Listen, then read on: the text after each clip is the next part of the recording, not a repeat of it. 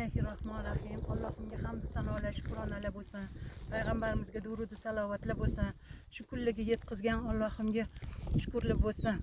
Mana biza Rexustur kompaniyasidan necha yildan beri birgalikda shunaqa sayohatlarga chiqyapmiz.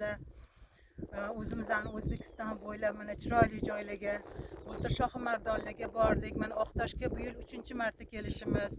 Juda chiroyli manzaralar, tabiat manzaralari juda go'zal. Sharsharalarga chiqdik, Bultur mazza qildik cho'milib. Bu yil mana quyoshi chiqishiga inshaalloh xursandmiz. Eson-omon chiqib oldik, alhamdulillah. Juda mazza, havolari zo'r. Mana bahramand bo'lamiz havoladan simirib, toza havoladan. O'zimizni yoshdek his qilyapmiz, Allohga shukr. Shu Rexustur kompaniyasini boshliqlariga ham katta rahmat.